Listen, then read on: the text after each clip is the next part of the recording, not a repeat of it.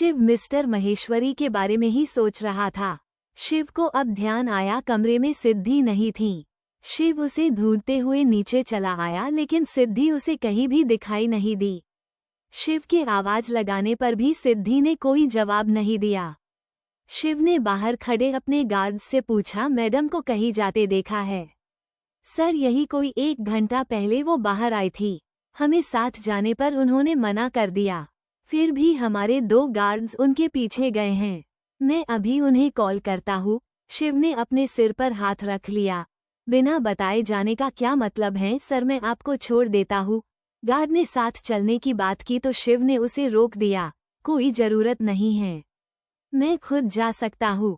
सिद्धि इस वक्त बागीचे में थी। यहाँ सेब के कई पेड़ थे। बगीचे का मालिक अपने काम में लगा हुआ था। सिद्धि चुपचाप एक बेंच पर बैठी थी। शिव ने जब दूर से सिद्धि को देखा तो उसके पास चला आया। तुम बिना बताए ही घर से निकल गई। खबर कर दिया होता। सर, मैडम यही पास के गार्डन में गई हैं। आप कहे तो मैडम को इन्फॉर्म कर दे। नहीं, कोई जरूरत नहीं, मैं खुद चला जाऊंगा, शिव ने कहा। न भी करूँ तो क्या फर्क पड़ता है, आप तो जान ही जाएंगे, सिद्धि ने बिना उसकी ओर देखे कहा। शिव उसके बगल में आकर बैठ गया। कुछ पल के लिए दोनों खामोश रहे। सिद्धि बोली, मैं पापा के साथ अक्सर छुट्टी के दिनों में यहाँ आती। पापा को यहाँ घूमना अच्छा लगता था। ये जगह सचमुच खूबसूरत है। यहाँ पहली बार आया हूँ। एक और खूबसूरत जगह है। दीव में हमारा खुद का बंगला है। तुम कभी नहीं गई न वहाँ? वक्त निकालकर जरूर जाएंगे। सिद्धि वहाँ से उठ खड़ी हुई। शिव भी उठकर उसके साथ चलने लगा। सिद्धि कभी उन डालियों को छूती तो कभी पत्तियों को निहारती। धूप भी खिली हुई थी। शिव ने पूछा, तुम्हें गार्डनिंग पसंद है ना? हम अपने घर पर भी ये पेड़ लगा सकते हैं। सिद्धि ये बात सुनकर रुक गई। लगाने को लगा सकते हैं, लेकिन इस पौधे के लिए यहाँ से अच्छा क्लाइमेट वहाँ नहीं मिलेगा। हम इंसानों की तरह ये पेड़ पौधे भी एडजस्टमेंट कर ले, ये जरूरी तो नहीं। सिद्धि की बातों में कुछ और बातें छिपी थी।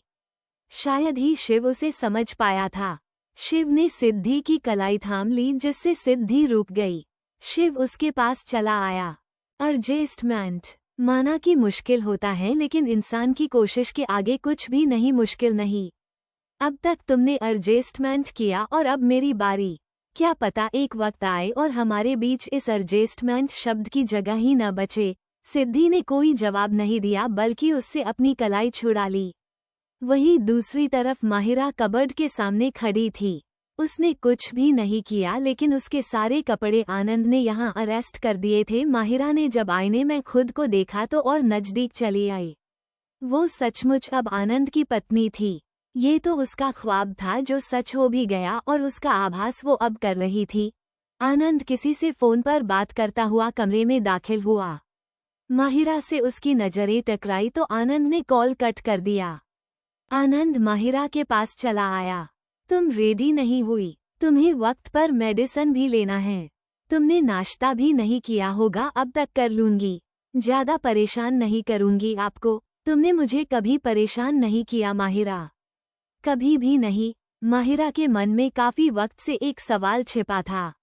वो और ज्यादा देर तक उस सवाल को दबाकर नहीं रख सकती थी। एक बात पूछूं आपसे? हाँ पूछो। मुझसे शादी करके आप पछता तो नहीं रहे? मैं कभी बोझ तो नहीं बन गई न आप पर? माहिरा की आंखों में आंसू छिपे थे। बिल्कुल नहीं, मैंने तुमसे शादी अपनी मर्जी से की है।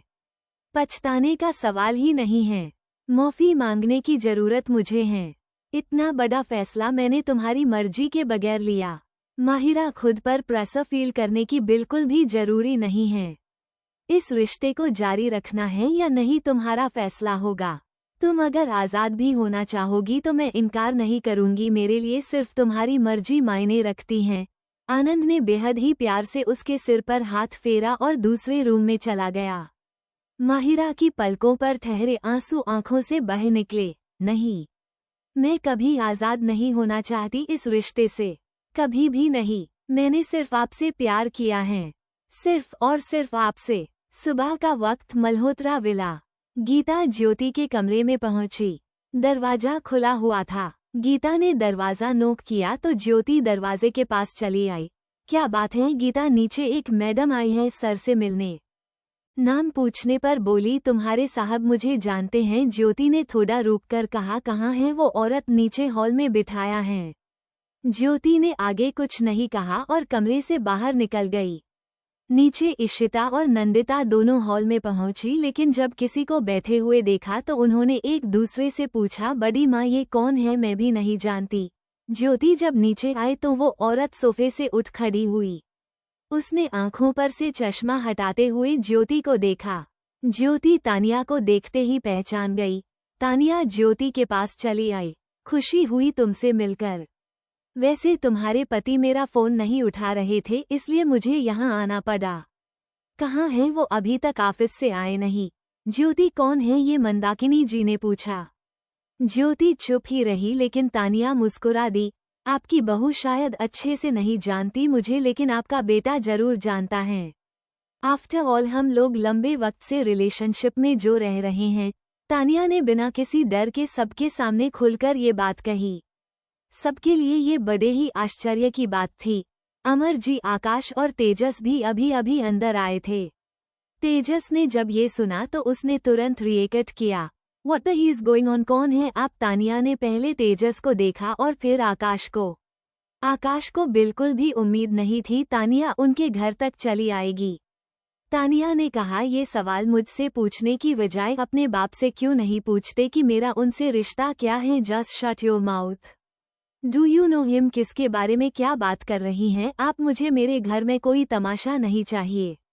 अभी के अभी निकलिए यहाँ से। बड़े पापा, आई थिंक हमें पुलिस को इन्फॉर्म करना चाहिए। क्या मतलब है? पुलिस बुलाओ। मैं कोई गैंगस्टर हूँ? आकाश तुम क्यों चुप खड़े हो? तुम तो कुछ बोलो। तुम्हारा बेटा मुझसे कितनी बदतमीजी से बात कर रहा है। अपना मुंह बंद रखो। तानिया, तुम्हारी हिम्मत कैसे हुई मेरे घर आने की? अभी के अभी यहाँ से दफा हो जाओ। आकाश ने अब कहीं जाकर अपना मुंह खोला। तानिया ने बड़ा ही मासूम सा चेहरा बना लिया। तुम मुझे इग्नोर क्यों कर रहे हैं? We love each other. छोटी सी गलती का मतलब ये तो नहीं तुम मुझसे बात करना बंद कर दोगे। आकाश लिसन, तुम मेरी बात सुनो, मुझे समझाने का मौका दो। तानिया ने जैसे ही आकाश का हाथ पकड़ा उन्होंने उसे दूर झटक दिया। मैं नहीं जानता तुम्हें। निकलो मेरे घर से बाहर अभी के अभी। ये तो बड़ी बेशर्म औरत हैं। 10 बार कहने के बावजूद भी इसे समझ नहीं आता। नंदिता ने आगे बढ़कर कहा, मैं बेशर्म औरत हूँ?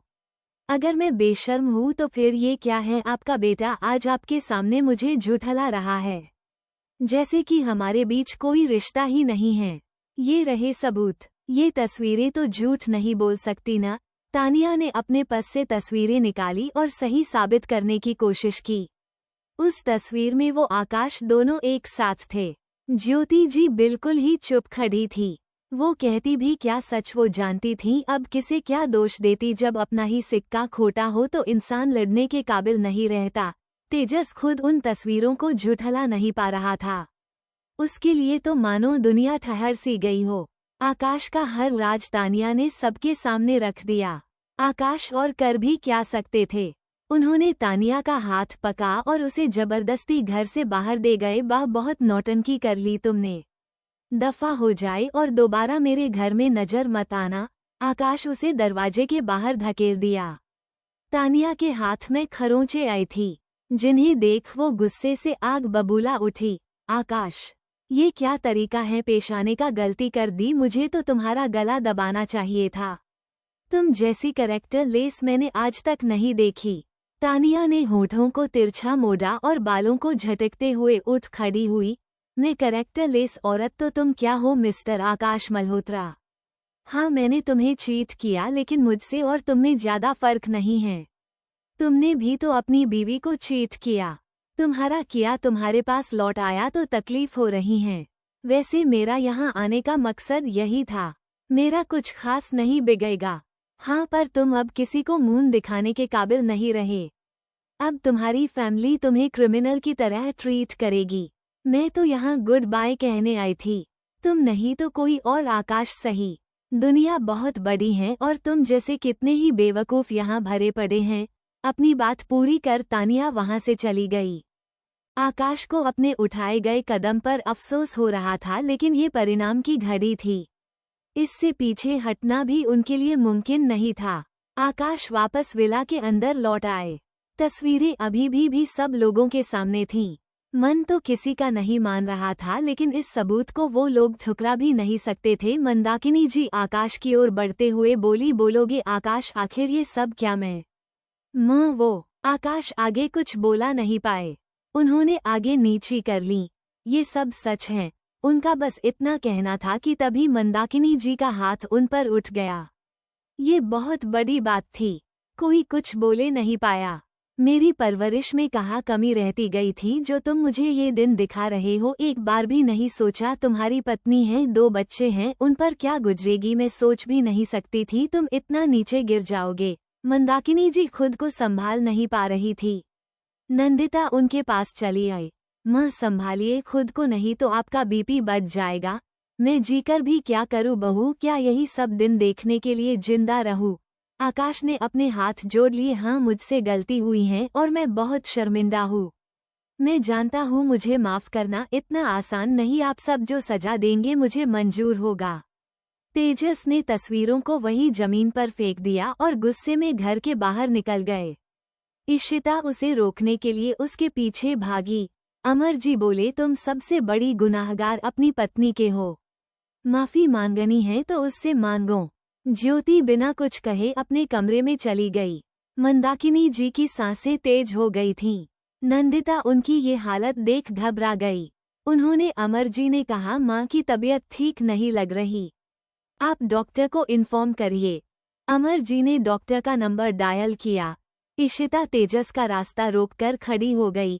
कहाँ जा रहे हैं आप? हम बैठकर बात करते हैं। क्या बात करोगी इशिता? ये कौन सा टॉपिक है जिस पर बैठकर बात की जाती है? एक्सेप्ट करूं मैं इस बात को, इस उम्र में मेरा बाप मेरी माँ को धोखा दे रहा है। ये सब मेरे बर्दाश्त से बाहर हैं। मेरे सिर में तो बहुत तेज दर्द हो रही हैं। प्लीज इशिता हट जाओ रास्ते से। तेजस उसका हाथ झटकते हुए आगे बढ़ गया। इशिता ने फिर से कोशिश, लेकिन इस झड़प का कोई फायदा नहीं हुआ। क्रिश अभी अभी लौटा था। उसने इशिता और तेजस को झगड़ते देखा। तेजस गाड़ी में बैठकर वहां से जा चुका था और इशिता उसके जाने से रो रही थी। क्रिश ने अपना बैग गाड़ी में छोड़ दिया और भागकर इशिता के पास चला आया। भाभी, are you all right bro? को क्या हुआ, कहाँ गए हैं वो? इशिता कुछ नहीं कह पाई, वो बस रोती रही। कुछ देर बाद जब डॉक्टर वहां पहुंचे तो इशिता और क्रिश दोनों को ही हैरानी। दोनों जब अंदर आए तो उन्हें मालूम हुआ दादी की तबीयत खराब हो गई थी। आकाश उनके दरवाजे के बाहर खड़े थे। क्रिश भागकर उनके पास चला आया। Dad, what's happening? क्या हुआ दादी को? आज शायद पहली बार क्रिश ने अपने डैड की आंखों में आंसू देखे थे। उसे बहुत बुरा लगा। डैड, आप रो रहे हैं, दादी ठीक हो जाएगी। आप प्लीज रोइए मत। आकाश ने क्रिश को अपने सीने से लगा लिया। उनका सच जानने के बाद हर कोई उनसे दूर हो गया। क्रिश अभी भी उनके सच से अनजान था। तभी किसी ने क्रिश को आकाश से अलग किया। वो और कोई नहीं, ज्योति थी। तुम अभी मेरे साथ चलो। ज्योति लगभग क्रिश को आकाश से छीनते हुए वहां से ले गई। मॉम, आप मुझे कहाँ ले जा रही हैं? मुझे डैड से बात करनी है। आप चुप, बिल्कुल चुप। मुंह बंद रखो अपना। हम कल सुबह नानी के घर जा रहे हैं। सामान पैक करो अपना। पर मॉम, क्यों? मेरी कोई छुट्टियां नहीं हैं, मुझे कहीं नहीं जाना। दादी की तबीयत खराब है, उन्हें छोड़कर मैं कहीं नहीं जाऊंगा। क्रिश के ये कहते ही ज्योति ने उसे अपनी ओर घुमाया। क्या तुम्हें एक बार में बात समझ नहीं आती? तुम्हें मेरे साथ जाना होगा। मॉम, मैं कहीं नहीं जाऊंगा। क्रिश ने फिर एक बार न कहा तो ज्योति ने उसके गाल पर थप्पड़ जड़ दिया। वो गुस्से से बोली, हाँ क्यों न, बाप का खून है न, अपनी जिद पूरी किए बिना कहाँ मानेगा। एक बात कान खोलकर सुन लो, अगर मेरे साथ नहीं गए तो अपनी माँ का चेहरा देखने के लिए तरस जाओगे। फिर रह लेना मेरे बिना। इतना कहकर ज्योति अपने कमरे में चली गई। क्रिश को समझ नहीं आया आज उसकी मॉम ने उसके साथ ऐसा बिहेव क्यों किया। उसे उनका गुस्सा झेलने की आदत थी, लेकिन कभी भी क्रिश ने उन्हें इतना दुखी नहीं देखा था। आज घर में हर कोई परेशान था। अमर जी और नंदिता मंदाकिनी जी के कमरे में खड़े थे। डॉक्टर ने कहा इनका बीपी बढ़ गया था। बढ़ती उम्र में जब इंसान टेंशन लेता है तब ऐसा अक्सर होता है। आप लोग इन्हें टेंशन से दूरी रखें। नंदिता ने कहा जी हम आगे से ख्याल रखेंगे। डॉक्टर जाने लगे तो अमर जी ने कहा चलिए मैं आपको बाहर तक छोड़ देता हूँ। अमर जी डॉक्टर को बाहर तक छोड़ने चले गए। आकाश वहीं दरवाजे पर रुके रहे। उनकी हिम्मत नहीं हुई अंदर जाने की। शाम का वक्त सिद्धि का घर। सिद्धि सुबह से घर के कामों में लगी हुई थी। एक एक कर फिर से चीजों को ठीक कर रही थी। घर में ऐसा कोई कोना नहीं था जहां अपने पिता के साथ उसकी यादें न बसी हो। कभी तस्वीरों को निहारती तो कभी उनकी किताबों को। सिद्धि ने वक्त देखा, रात के 8 बज रहे थे और उसने डिनर में कुछ भी नहीं बनाया। शिव ने भी कोई शिकायत नहीं की। उसने तो आज दिन में भी खाना बाहर से ऑर्डर किया। सिद्धि किचन में पहुंची तो शिव भी वहां चला आया। रहने दो, मैं बाहर से ऑर्डर कर देता हूँ। तुम्हें रेस्ट करना चाहिए। नहीं, मैंने अपने हाथों से बनाऊंगी। बाहर से मंगवाने की जरूरत नहीं है, सिद्धि ने साफ मना कर दिया। शिव ने फोन फ्रिज पर रखा और उसके पास चला आया। चलो मैं भी तुम्हारी मदद करता हूँ। बताओ मुझे क्या क्या करना है, तकल्लुफ की कोई जरूरत नहीं है। मैं सब कुछ। ये कहते कहते सिद्धि जैसे ही पलटी शिव से टकरा गई। आगे कुछ बोल नहीं पाई वो। शिव ने उसे कमर से थाम लिया था। दोनों की वो नजरें एक दूसरे के चेहरे पर थी। सिद्धि ने जब उसके चेहरे से नजरें हटाई तो उससे दूर होने की कोशिश करने लगी। मैं सब कुछ अकेले कर लूंगी। आप प्लीज बाहर जाइए। मेरा बिल्कुल भी मन नहीं है तुम्हें अकेले छोड़ने का। थोड़ा बहुत मुझे सिखा दोगी तो क्या बिगड़ जाएगा। शिव उसे बातों में उलझाने की कोशिश कर रहा था। सिद्धि ने उससे अपना ध्यान हटाओ। उसकी बातों में लगी रहती तो पक्का कुछ नहीं बना पाती। सिद्धि ने सब्जियां निकाली। उसने चाकू उठाया ही था कि तभी शिव ने उसके हाथ से चाकू ले लिया। इसे मैं काटता हूँ। तुम जाकर दूसरा काम देखो, आपके बस का नहीं है। रहने दीजिए, मैं कर लूंगी। सिद्धि ने टोका, फिर भी शिव नहीं रुकी। उसने हार कर कहना ही छोड़ दिया। उसने बस शिव से नजरें हटाई थीं, इतने में ही शिव ने अपना हाथ भी काट लिया। चाकू गिरने की आवाज सुनते भी सिद्धि भागकर उसके पास चली आई। ये क्या किया आपने? मैंने कहा था न आपसे नहीं होगा। मेरी सुन्नी ही कहाँ है? आपको हल्का सा कट है, कुछ भी तो नहीं हुआ। शिव की बात सिद्धि ने बिल्कुल नहीं सुनी। ब्लीडिंग भी ज्यादा हो रही थी। सिद्धि ने अपने गले से दुपट्टा निकाला और शिव की हाथ पर लपेट दिया ताकि खून ज्यादा न बहे। सिद्धि के चेहरे पर परेशानी और फिक्र थी। आप कमरे में चलिए, मुझे बैंडेज करना है। सिद्धि उसे अपने साथ ले गई। शिव को ये देखकर अच्छा लगा। उसके लिए सिद्धि के दिल कुछ तो था। उसकी परवाह थी, उसकी फिक्र थी, वरना उसे दर्द में देखकर वो तड़पती क्यों। सिद्धि ने जब तक उसके हाथ की पट्टी की वो यूं ही चुप बैठा रहा। सिद्धि मन ही मन खुद से बोली, इसे छोटी सी चोट कह रहा था थे। न जाने कितना खून बह गया होगा। इन्हें दर्द नहीं हो रहा क्या? शिव ने उसकी आंखों में आंसू देखे तो अपना हाथ बढ़ाकर उसके आंसू पोंछ दिए। सिद्धि ने अपना चेहरा ऊपर किया। तुम मेरे लिए रो रही हो? पूछ सकता हूँ क्यों? सिद्धि शायद समझ नहीं पाई वो क्या पूछ रहा था। शिव ने अपना हाथ बढ़ाकर उसके सिर के पीछे रखा और आहिस्ता आहिस्ता सिद्धि के चेहरे के करीब झुकने लगा। सिद्धि की धड़कनें इस पल के बाद से बढ़ गई। शिव उसके चेहरे के नजदीक पहुंचा तो सिद्धि ने अपना चेहरा घुमा लिया। शिव उसके इनकार को समझ गया। ये देख शिव ने पूछा, मेरी तकलीफ देखकर तुम क्यों रोई? मेरी तड़प तुमसे बर्दाश्त क्यों नहीं हुई? सिद्धि ने बिना शिव की ओर देखे कहा, इसे इंसानियत कहते हैं। अपनी आंखों के सामने किसी को तड़पते हुए नहीं देख सकती। आपके अलावा कोई और भी होता तब भी उसकी मदद करती। सिद्धि का जवाब सुन शिव पीछे हट गया। सिद्धि बाकी सामान फर्स्ट एड बॉक्स में रखते हुए बोली, आप यहीं बैठिए, किचन का काम मैं खुद देख लूंगी। ये बोल सिद्धि वहां से चली गई। शिव ने अपने आप से कहा, मुझे तकलीफ हो रही है, बहुत ज्यादा तकलीफ हो रही है। जब कोई इंसान किसी से प्यार करे और सामने वाला इंसान उसे एक्सेप्ट न करो तो यूं ही तकलीफ होती है। मैंने उससे अच्छा बिहेव कभी किया ही नहीं और अब चाहता हूँ कि वो मुझे हर तरीके से एक्सेप्ट कर ले। क्या ये सही है? सिद्धि किचन में चली आई। सबसे पहले उसने यहाँ की सफाई की, उसके बाद कुकिंग शुरू की। खुद पर गुस्सा आ रहा था उसे। शिव को कोई काम देना ही नहीं चाहिए था, वरना वो अपना इतना बड़ा नुकसान नहीं करता। पल भर के लिए सिद्धि रुक गई। उन्हें तकलीफ में देख मुझे क्यों तकलीफ हुई, मैं तो खुद चाहती हूँ वो उस दर्द से गुजरे जिस दर्द से मैं गुजरी हूँ, फिर हमदर्दी किस लिए? कहीं मैं कभी नहीं, मैं कमजोर नहीं पड़ सकती। अगर मैं कमजोर पड़ गई तो उन सबका क्या होगा जो मेरी ही तरह बिना किसी कसूर के किसी की हवस का शिकार हो जाती हैं। मैं आपको कभी माफ नहीं कर सकती। शिव घर पर कॉल करने की कोशिश कर रहा था। तेजस का फोन बंद आ रहा था। नंदिता भी कॉल नहीं उठा रही थी।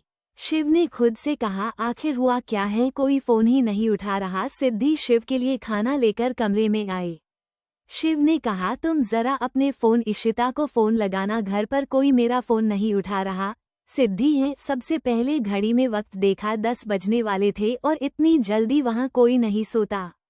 सिद्धि ने इशिता का नंबर डायल किया।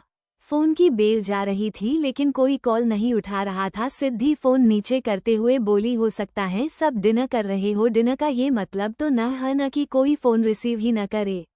मैं लैंडलाइन पर कॉल करता हूँ। शिव को अब चिंता होने लगी थी।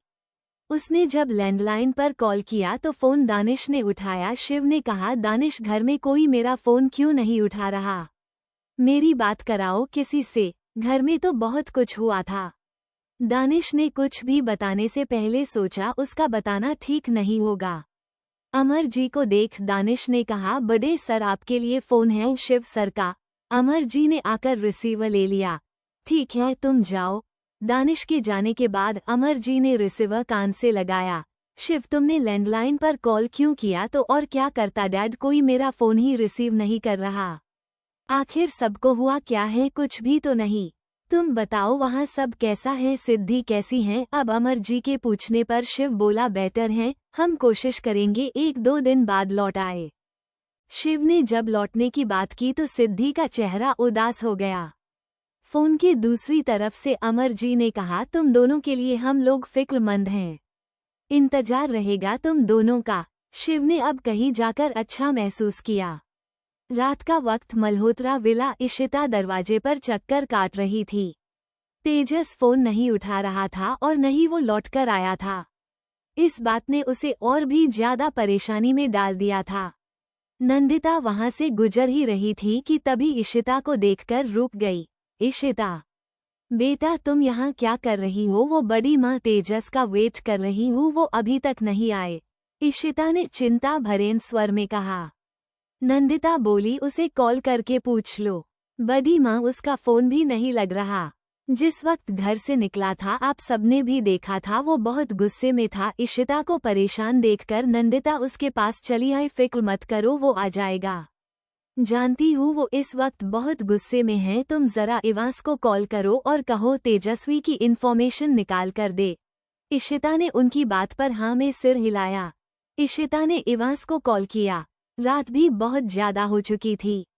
इवांस सोने के लिए जा ही रहा था कि तभी इशिता का नंबर देखकर उसने कॉल रिसीव किया। हेलो इशिता, बात कर रही हूँ। तेजस कहीं गुस्से में चला गया है, फोन भी उसका बंद आ रहा है। समझ नहीं आ रहा क्या करूँ। रिलैक्स मैडम, आप क्यों फिक्र करती हैं? देखिए आखिर हुआ क्या है, आप क्लियरली मुझे बताइए। इवांस के पूछने पर इशिता नेता उससे कुछ नहीं छिपाया। खुद इवांस भी उसकी बातें सुनकर हैरान हो गया। इशिता बोली, आप मेरी बात सुन रहे हैं ना? जी हाँ। आप फिक्र मत कीजिए, मैं उन्हें कहीं से भी ढूंढ कर लाऊंगा। इतना कहकर इवांस ने फोन काट दिया। ओह गॉड, ये सब क्या ड्रामा है? क्या चीफ को ये सब बातें मालूम हैं? वो तो इस वक्त नैनीताल में हैं। वो अलग टेंशन और यहाँ अलग। मुझे सबसे पहले तेजस सर को ढूंढना चाहिए। सुबह का वक्त, राव विला। माहिरा जब से यहाँ आई थी सिर्फ कमरे में ही बंद रहती थी। आज कहीं जाकर उसने कमरे से बाहर कदम निकाला था। लाइट पिंक कलर की साड़ी पहनी रुचिरा उसने। 21 साल की थी, इसलिए बच्ची कहूँ तो गलत नहीं होगा। बिल्कुल शादीशुदा लड़की की तरह तैयार थी। माहिरा नीचे चली आई। वो जब किचन में पहुंची तो कविता और सीता बात करते करते रुक गए। दोनों भी माहिरा को देखकर बहुत खुश हुए। माहिरा दीदी, आप किचन में, आपको कुछ चाहिए तो हमें बता दिया होता, कविता ने कहा तो माहिरा बोली, नहीं उसकी कोई जरूरत नहीं है, मैं सोच रही थी कि मैं आज कुकिंग करूं, आप खाना बनाएगी, वो भी इस हाल में। नहीं नहीं, आपकी तबीयत ठीक नहीं है, आप रहने दीजिए, सीता ने कहा। माहिरा उन्हें कन्वेंस करते हुए बोली, नहीं मैं बिल्कुल ठीक हूँ, मैं सचमुच कुकिंग करना चाहती हूँ, मैं कमरे में और बैठी रहूंगी तो मेरी तबीयत और बिगड़ जाएगी। कविता और सीता आगे कुछ नहीं बोल पाई। अब तो माहिरा उस घर की बहू थी, उनका फर्ज था उनकी बात मानना। उनके हाँ कहने पर माहिरा बहुत खुश हुई। आनंद इस वक्त चंद्रशेखर जी के साथ बाहर हॉल में टहल रहा था। उनके चेहरे कोई देखकर अंदाजा लगाया जा सकता था कि मामला बहु ही गंभीर है। आनंद ने पूछी, बड़े पापा आपको कुछ जरूरी बात करनी थी मुझ में? हाँ, जरूरी बात तो करनी थी, क्या तुमने आज का अखबार नहीं पढ़ा? उनके ये कहते ही आनंद ने नमे गर्दन हिला दी। चंद्रशेखर थी ने वहां मौजूद सर्वेंट का भेजकर अखबार लाने को कहा। आनंद बोला, ऐसी भी कौन सी बात है जिससे आप इतने परेशान हैं? ठहर जाओ, इस परेशानी की वजह भी तुम्हें जल्दी समझा आ जाएगी। सर्वेंट अखबार ले आया। चंद्रशेखर थी ने आनंद को उसका पहला पन्ना पढ़ने को कहा, जहां उसके और माहिरा के बारे में बातें लिखी थी। आनंद राव यानी होम मिनिस्टर के भतीजे ने की चुपचाप शादी। इस चोरी छिपे हुई शादी के पीछे का राज क्या है? हमारे सूत्रों से पता चला है दुल्हन कोई आम लड़की है। वुमेन ट्रैफिकिंग में पुलिस ने जितनी लड़कियां बरामद की थीं, उनमें से एक लड़की बेहद खास थी, क्योंकि खुद आनंद राव हॉस्पिटल में उनसे मिलने गए। आखिर उस लड़की से उनका रिश्ता क्या है? चंद्रशेखर जी ने कहा, जितने भी अखबार उठाकर देख लो, हर जगह यही खबर सुर्खियां बटोर रही हैं। न जाने हमारे बारे में लोग कैसी कैसी बातें लिख रहे हैं। अब क्या करोगे तुम? आनंद ने अखबार वापस से फोल्ड करके सर्वेंट को दे दिया। प्रेसिडेंसी कॉन्फ्रेंस अनाउंस करूंगा। मेरे और माहिरा के बीच क्या रिश्ता है सभी को बताऊंगा। जिस भी अखबार ने या न्यूज चैनल ने उसे लेकर अनाप शनाप बातें कही है, उन पर मानहानि का केस डालूंगा। आनंद ने बड़ी ही निडरता से अपनी बातें रखी। चंद्रशेखर जी ने कहा, ये बहुत ही बड़ा फैसला। आर यू श्योर तुम्हें ये सब प्रेशर हैंडल कर पाओगे? तुम्हारे करियर पर क्या असर पड़ेगा तुम सोच भी नहीं सकते। बड़े पापा, जो इंसान अपना परिवार नहीं बचा सकता, आपको क्या लगता है वो जनता की जिम्मेदारियां संभाल पाएगा? मैंने कुछ गलत नहीं किया, जो सच है मैं वही बात सबके सामने रखूंगा। मैं अब किसी चुनौती से नहीं डरता। अपनी बात पूरी कर आनंद वहां से चला गया। दिन ब दिन उसमें तब्दीली आ रही थी, मानो वो पहले से काफी बदल गया है। जो इंसान अपनी बातें सामने रखने से हिचकिचाता था, वो अब बेखौफ होकर अपनी बातें कह देता। आनंद अंदर चला आया। माहिरा अभी अभी किचन से बाहर आई थी। आनंद सीढ़ियों के पास पहुंचा ही था कि तभी माहिरा ने उसे आवाज देकर रोक लिया। माहिरा भागती हुई उसके पास चली आई। आप नाश्ता नहीं करेंगे? नहीं, हम साथ में करेंगे। मैं इंतजार करूंगी आपका, माहिरा ने मुस्कुराकर कहा। मैं देखकर आनंद को अच्छा लगा, क्योंकि वो अब पहले से बेटर लग रही थी। माहिरा। नर्मदा जी की आवाज सुनकर माहिरा पीछे की ओर पलटी। जी आंटी, आनंद मुझे बड़ी माँ कहता है, तुम भी वही कहोगी तो ज्यादा अच्छा लगेगा। नर्मदा जी ये कहते हुए उसके सामने चली आई। माहिरा को अच्छा लगा। जी यही कहूंगी आज से आपको। लावण्या काफी गुस्से में लग रही थीं। वो तो दंदनाते हुए सीढ़ियों के पास पहुंची। आखिर इस घर में चल क्या रहा है, मुझे तो कुछ समझ ही नहीं आ रहा। शादी को 4 दिन भी नहीं हुए और मेरे बेटे का करियर खत्म होने को आ गया। न जाने उसे अक्ल कब आएगी। लावण्या, बात क्या है, इतनी गुस्से में क्यों हो? नर्मदा जी के पूछने पर लावण्या बोली, आपको क्या ही फर्क पड़ता है भाभी मेरे गुस्से से? आपको तो खुशी होती है मुझे परेशान देखकर। जरा देखिए अखबार, नहीं तो न्यूज चैनल देख लीजिए। लोग मेरे बेटे के बारे में कैसी बातें कर रहे हैं, आप ही बताइए। ये दिन देखने के लिए मैं जिंदा हूँ। माहिरा समझ नहीं पा रही थी, आखिर अखबार में ऐसा क्या है जिसकी वजह से लावण्या इतनी गुस्से में है। उसने जैसे ही नीचे गिरा हुआ अखबार उठाया, तभी किसी ने उसके हाथ से अखबार ले लिया। नर्मदा जी माहिरा से अखबार को दूर करते हुए बोली, मुझे लावण्या से कुछ बात करनी है बेटा, तुम अपने कमरे में जाओ। उन्होंने माहिरा को अखबार देखने तक नहीं दिया। माहिरा के जाने के बाद नर्मदा जी बोली, अपने गुस्से पर काबू रखो। माहिरा की तबीयत में थोड़ा सुधार आया है। ये सब देखकर उसकी तबीयत फिर से बिगड़ गई तो आपको अभी भी उस लड़की की तबीयत की पड़ी है। मेरे बेटे का करियर तबाह हो रहा है, वो आपको नहीं दिख रहा। मुझे सब कुछ दिख रहा है लावण्या, लेकिन तुम चीजों को देखकर भी अनदेखा कर रही हो। माहिरा आनंद की पत्नी है। अगर वो किसी बात से परेशान होगी तो आनंद भी होगा। न्यूज़ वाले कुछ भी कहेंगे तो इसका मतलब ये नहीं सब कुछ सच हो जाएगा। आनंद के करियर में इस तरह तरह की कितनी ही मुश्किलें आएगी। उसे खुद स्टैंड लेने दो। तुम्हें इतना हाइपर होने की जरूरत नहीं है। लावण्या एक फीकी हंसी हंसकर बोली, आप तो सचमुच बदल गई भाभी। आपको तो किसी और की खुशियों से फर्क ही नहीं पड़ता। आपकी चहेती सिद्धि ने सभी उसकी बहन माहिरा तो हैं। न जाने उन्होंने आप पर कौन सा जादू कर रखा है। इतना कहकर लावण्या वहां से चली गई। माहिरा अपने कमरे में चली आई। आनंद इस वक्त आईने के सामने खड़ा अपने बाल बना रहा था। माहिरा को अपने आप में खोया हुआ देखकर उसे थोड़ा अजीब लगा। कुछ देर पहले वो नीचे कितनी खुश नजर आ रही थी। आनंद उसके पास चला आया। क्या बात है, तुम्हारा चेहरा उदास क्यों है? माँ बहुत गुस्से में थीं। अखबार में शायद कोई बात थी जिसको लेकर वो गुस्से में थीं। बड़ी माँ ने मुझे देखने नहीं दिया और कमरे में भेज दिया। आनंद ने उसका चेहरा अपने दोनों हाथों में भर लिया। तुम मुझ पर बिलीव करती हो, खुद से भी ज्यादा। आनंद उसका जवाब सुन मुस्कुरा दिया। मुझ पर भरोसा करती हो तो किसी की भी ऐसी बातों पर ध्यान मत दो जो तुम्हें ठीक तकलीफ पहुंचाए। मैं सब ठीक कर दूंगा। माहिरा मन ही मन खुद से बोली। कितनी प्रॉब्लम फेस करने के बावजूद भी आप इतने पॉजिटिव हैं। जितनी बार मैं आपके नए रूप से मिलती हूँ, मुझे उतनी बार आपसे प्यार हो जाता है। आनंद के फोन की बेल बजी तो वो माहिरा को छोड़ अपने फोन के पास चला आया। माहिरा ने अपने गाल पर हाथ रख लिया। होठों पर मुस्कुराहट तैर गई। उसे अब पहले से अच्छा महसूस हो रहा था।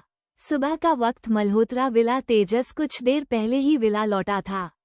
उसने कोट कंधे पर डाला और घर के अंदर चला आया। तेजस अपने कमरे में पहुंचा। इशिता रात भर सोफे पर बैठकर उसका इंतजार कर रही थी। न जाने कब आंख लग गई। तेजस ने अपना कोट बेड पर रखा और वही बेड के किनारे बैठ गया। कमरे में इस वक्त खामोशी थी। इशिता की जब नींद टूटी तो उसे अपनी कमर में दर्द का एहसास हुआ। पूरी रात बैठने की वजह से कमर दर्द बढ़ गया था। इशिता नेता जब कमरे में तेजस को देखा तो उठकर उसके पास चली आई। तुम कहाँ चले गए थे? जानते हो तो तुम्हें लेकर कितनी परेशान थी। मैंने कितने कितने फोन किए लेकिन तुमने एक का भी जवाब नहीं दिया। मुझे इशिता को शराब की स्मेल आ रही थी। तेजस की हालत देखकर ये बता पाना मुश्किल नहीं था उसने रात भर बैठकर ड्रिंक की होगी। इशिता को उसके लिए बहुत बुरा लग रहा था। अपने आप को टॉर्चर मत करो तेजस। मैं खुद को टॉर्चर नहीं कर रहा, बस एक्सेप्ट नहीं कर पाया रहा हूँ। मेरे डैड ने मेरी मॉम को धोखा दिया। क्यों किया उन्होंने ऐसा? मॉम कितनी डिवोटेड है ये हर कोई जानता है। डैड मेरे आइडियल थे। वो कैसे? तेजस का मन भर आया। इशिता ने उसे साइड से गला लगा लिया। मैं समझ सकती हूँ, तुम्हें बहुत बुरा फील हो रहा है। तेजस तुम खुद सोचो, क्या खुद को इस तरह तकलीफ देने से सब ठीक हो जाएगा? कुछ घाव वक्त के साथ भरते हैं। जब आपको कुछ भी नहीं समझ न आए तो वक्त पर छोड़ दो। तेजस कुछ न बोला। नंदिता मंदाकिनी जी के कमरे में पहुंची। गीता नाश्ते के ट्रे लेकर अंदर आई। नंदिता ने उसे टेबल पर रखकर जाने को कहा। गीता नाश्ते की प्लेट रखकर वापस लौट गई। नंदिता मंदाकिनी जी के पास चली आई। माँ, अब कैसी तबीयत है आपकी? बुखार तो नहीं है ना? मुझे क्या होगा? तुम्हें ज्योति के पास जाना चाहिए। मुझे उसकी बहुत चिंता हो रही है। मैं उससे मिलने नहीं गई। समझ ही नहीं आ रहा था क्या कहूंगी उससे, नंदिता ने उदास होकर कहा। उसने एक गहरी सांस ली और मंदाकिनी जी से बोली, माँ आप नाश्ता कर लीजिए, फिर मुझे आपकी मेडिसिन भी देनी है। मुझे भूख नहीं है, इसे वापस ले जाओ। मंदाकिनी जी के ये कहने पर नंदिता बोली, नहीं ले जाऊंगी। आप समझ क्यों नहीं रही हैं, कल आपकी तबीयत बिगड़ गई थी, सब कितने परेशान थे। माँ प्लीज हम लोगों के लिए खा लीजिए। देखिए आपकी बात हर कोई सुनता है, मेरे बस का नहीं है किसी को संभाल पाना, आपका ठीक होना बहुत जरूरी है। नंदिता ने जिद कर उन्हें नाश्ता कराया। ज्योति ने दानिश से सामान ले जाने को कहा। वो घर छोड़ने का फैसला ले चुकी थी। कृष ने जाने से इनकार किया तो ज्योति बेहद गुस्से में आ गई। कृष मत बाओ मेरा गुस्सा, और मैं इस घर में एक पल के लिए भी नहीं रुकूंगी, चलो यहाँ से। ज्योति उसे जबरदस्ती अपने साथ नीचे ले आई। इशिता किचन की तरफ बढ़ रही थी लेकिन ज्योति और कृष को देखकर वो रुक गई। मॉम। इशिता ने तेजस की ओर देखा जो सीढ़ियों से नीचे उतर रहा जा। इशिता ज्योति के सामने चली आई। मॉम कहाँ जा रही हैं आप? मैं कृष को लेकर यहाँ से जा रही हूँ। तेजस का ख्याल रखना। ज्योति ये कहते कहते भावुक हो गई। तभी पीछे से तेजस की आवाज सुनाई दी, वो क्यों आप क्यों नहीं? ज्योति ने चेहरा घुमाकर तेजस की ओर देखा। तेजस उनके पास चला आया। घर छोड़ने का फैसला ले लिया आपने? कृष को भी साथ ले लिया आपने? मुझे एक बार भी नहीं कहा तुम भी मेरे साथ चलो? पूछ सकता हूँ क्यों मुझसे कोई रिश्ता नहीं है आपका? ज्योति ने कृष का हाथ छोड़ दिया। उसने एक गहरी सांस भरी और तेजस से कहा, तुम अब बड़े हो गए हो, तुम्हारा खुद का परिवार बनेगा। तुम्हारी माँ का आंचल बहुत छोटा है। मैं जानती हूँ मेरा बेटा अपने पैरों पर खड़ा है, वो खुद को संभाल लेगा। इतना सब कुछ होने के बाद मैं इस घर में अपना आत्मसम्मान खोकर नहीं रह सकती। मुझे जाने दो। कृष को अपने साथ इसलिए ले जा रही हूँ ताकि उसे भी तुम्हारी तरह काबिल बना सकूं। मैं अपने फर्ज से पीछे नहीं हट सकती। तेजस ने ज्योति को कंधे से पका और परेशान होकर बोला, आपको क्या लगता है आपका हर एक डिसीजन सही होगा? कहाँ जाएगी आप बताइए? मुझे कोई है ठिकाना? अपने मायके जाऊंगी। और क्या ठिकाना होगा मेरा? क्यों मॉम, आपका बेटा मरा नहीं जिंदा है। ठीक हो, आप यहाँ नहीं रहना चाहती, इट्स ओके, मैं दूसरा घर देखूंगा। आप वहाँ रहेंगी मेरे साथ, मैं आपको कहीं दूर नहीं जाने दूंगा। तेजस जिद मत करो। जिद में नहीं, जिद आप कर रही हैं मॉम। मंदाकिनी जी, नंदिता और अमर जी भी घर में हो रहे शोर को सुनकर हॉल में चले आए।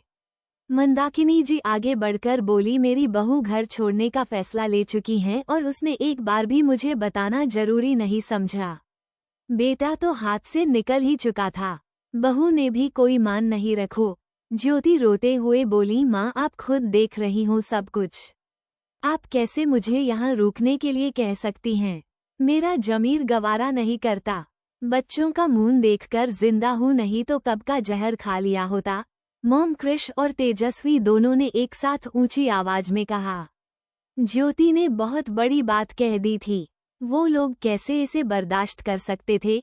ज्योति, अनाप शनाप मत बोलो, तुम्हारा घर है ये, सोच समझकर फैसला लो। मैंने शिव को अभी तक कुछ भी नहीं बताया।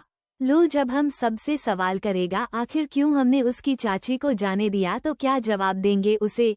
नंदिता ने कहा, कोई कहीं नहीं जाएगा। ये कहते हुए आकाश सबके बीच चले आए।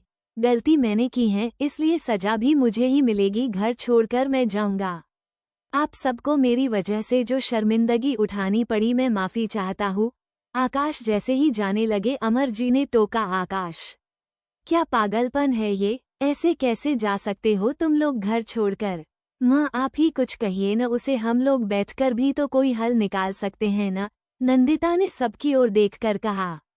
सबने चुप्पी साध ली थी। आई एम सॉरी ये बोलकर आकाश वहां से निकल गए। मंदाकिनी जी ने भी एक बार नहीं टोका और न भी उन्हें जाने से रोका। इंसाफ के आगे रिश्तों को भी हारना पड़ता है। न्याय का रास्ता इतना आसान नहीं होता। कृष भागता हुआ बाहर चला गया। डैड। कृष के आवाज लगाने पर आकाश रुक गया। कृष भागकर उनके पास चला आया।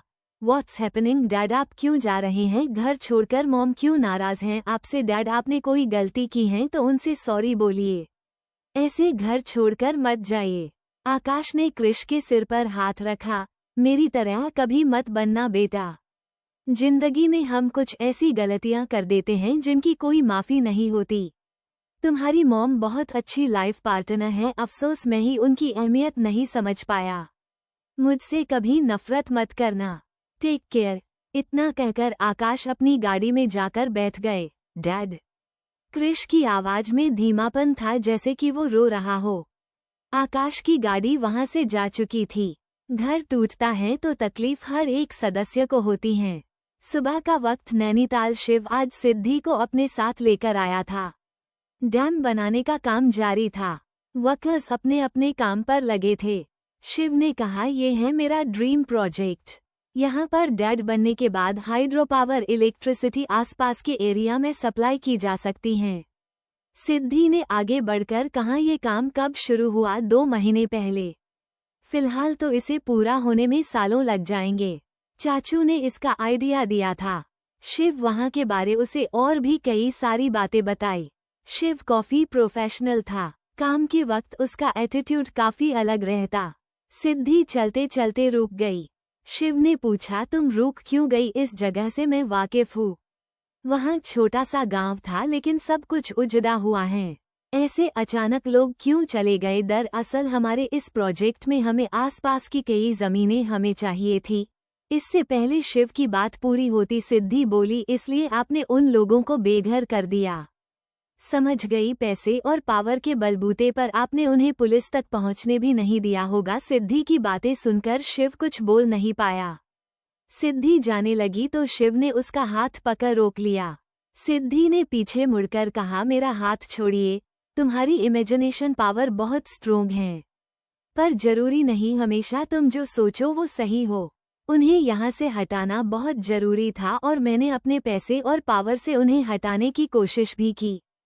इस काम भी यहाँ के होम मिनिस्टर ने भी मेरी मदद की, लेकिन तुम जो मुझे जल्लाद समझती हो वो मैं नहीं। मैंने जमीन के बदले उन्हें जमीन दी है, अच्छा घर दिया है। ये जो डैम का काम चल रहा है न, उनके परिवार को पक्की नौकरी दी है। एग्रीमेंट भी साइन कर चुका हूँ। यकीन न हो तो वो रहा मैनेजर, जाकर बात कर लो उसके।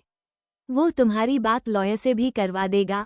अपनी बात पूरी कर शिव ने उसका हाथ छोड़ दिया और वहां से चला गया। सिद्धि अपनी कही हुई बातों के लिए शर्मिंदा थी। उसने बिना कुछ सोचे समझे बहुत सी बातें कह दी थी।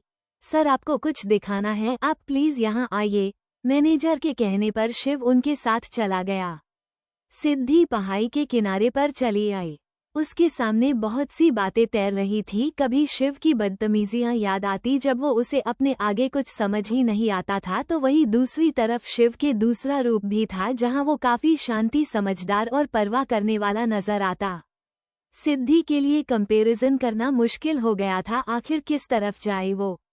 उसमें अच्छाई भी थी और बुराई भी। सिद्धि ने उसकी बुराइयों को इतनी अहमियत दे दी कि कभी उसकी अच्छाइयां नजर ही नहीं आई। आकाश घर छोड़कर जा चुके थे। घर में अजीब सी शांति पसर चुकी थी। क्रिश इशिता के कमरे में पहुंचा। भाभी, क्रिश अंदर आओ ना। भाभी, कोई बात ही नहीं कर रहा। मुझे समझ ही नहीं आ रहा सबको हुआ क्या। डैड ने कहा उन्हें बहुत बड़ी गलती हुई है, वो घर छोड़कर भी चले गए।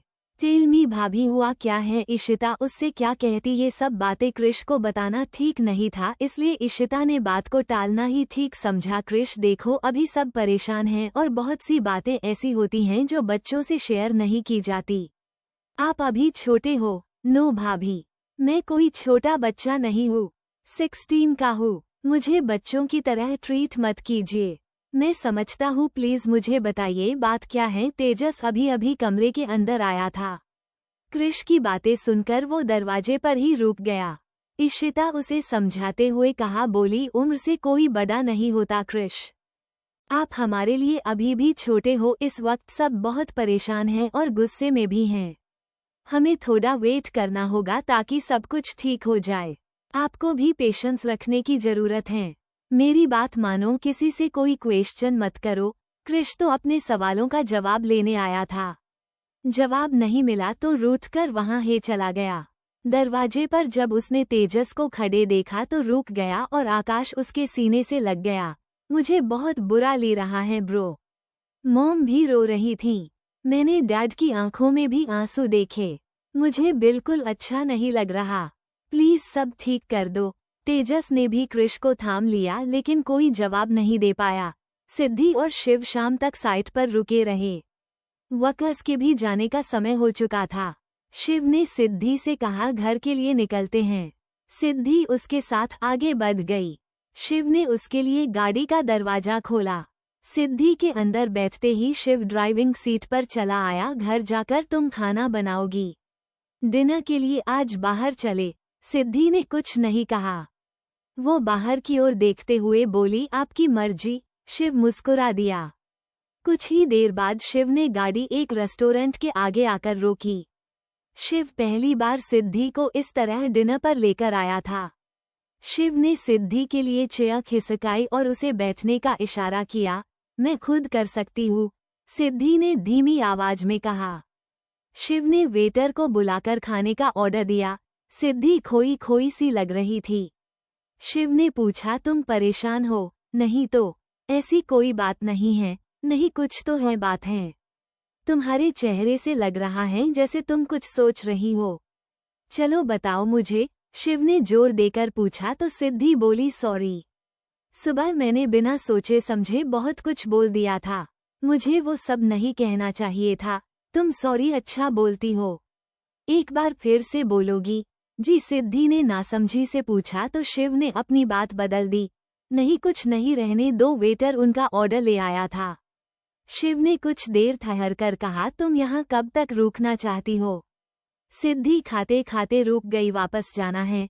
हाँ, वापस तो जाना ही होगा ना। तुम खुद जानती हो कितने सारे प्रोजेक्ट्स बाकी हैं, टाइम पर पूरा नहीं किया तो इसका बहुत ही बुरा इफेक्ट पड़ेगा, शिव ने खाते हुए कहा। तो फिर कब चलना है? सिद्धि के पूछने पर शिव बोला, कल इम्पोर्टेंट काम है, परसों चले जाएंगे। सिद्धि शांत हो गई। उसे वापस तो जाना ही था, वैसे भी यहाँ अब रह ही क्या गया, जिंदगी में आगे भी तो बढ़ना था। सिद्धि को चिंता थी तो बस माहिरा की। उसे जिस हाल में उसने देखा था बहुत बुरा लगा था। उसके बाद से वो उससे मिलने नहीं गई। दोनों डिनर करके रेस्टोरेंट से बाहर निकले ही थे कि तभी सिद्धि ने कहा, आपको कल कहाँ जाना है? साइट पर काम देखने जाना है। ठीक है, कल मैं माहिरा से मिलने जाऊंगी। सिद्धि ये बोल आगे बढ़ने लगी तो शिव ने उसका हाथ पकड़ रोक दिया। Are you serious? तुम अपनी बहन को इस जबरदस्ती के रिश्ते में बांधकर रखना चाहती हो? सिद्धि ने शिव से अपना हाथ छुड़ाया। जो रिश्ता आनंद और माहिरा के बीच है उसे क्या कहते हैं मैं नहीं बता सकती, लेकिन आपके और मेरे बीच जो रिश्ता है वहाँ जबरदस्ती शब्द ज्यादा सूट करेगा। मैं बचपन से आनंद को जानती हूँ। वो बहुत अच्छे इंसान हैं। उन्होंने मेरी बहन का हाथ थामा है और मुझे उन पर पूरा यकीन है। अपनी बात पूरी कर सिद्धि कार में जाकर बैठ गई। शिव ने गुस्से से हाथ की मुठियां कस ली। आनंद से एक अजीब सी जलन थी। शादी के बाद से तो उनका रिश्ता और भी ज्यादा बिगड़ गया। वहीं दूसरी तरफ माहिरा कमरे में अकेली बैठी थी। आनंद काफी देर से कमरे में नहीं आया था। माहिरा को रह रहकर बस एक ही बात याद रही थी। अपने और आनंद के रिश्ते को लेकर वो काफी परेशान थी। क्या सचमुच आनंद मुझे अपनी पत्नी नहीं समझते, और अगर समझते हैं तो उन्होंने मुझसे ऐसा क्यों कहा? ये रिश्ता मेरी मर्जी पर निर्भर करता है। मैं उनसे प्यार करती हूँ। उन्हें कभी इसका आभास नहीं हुआ। क्या उनके दिल में मेरे लिए कुछ भी नहीं? क्या ये रिश्ता एक रिस्पॉन्सिबिलिटी से ज्यादा कुछ नहीं है? मुझे समझ नहीं आ रहा मैं क्या करूँ। आनंद स्टडी रूम में टहल रहा था। कल उसे प्रेस मीटिंग रखी थी। वो बहुत बड़ा स्टैंड ले रहा था। नतीजा जो भी हो उसे बहुत हिम्मत की जरूरत थी। आनंद ने घड़ी में वक्त देखा, रात के 11 बज रहे थे। आनंद वापस अपने कमरे में लौट आया। माहिरा अभी भी जाग रही थी। आनंद ने कमरे का दरवाजा बंद किया। आवाज सुनकर माहिरा ने मुड़कर देखा। तुम अभी तक सोई नहीं? मैं आपका इंतजार कर रही थी। कहाँ थे आप? बस कुछ काम कर रहा था। तुमने अपनी मेडिसिन ली? आनंद के पूछने पर माहिरा ने हाँ में अपना सिर हिला दिया।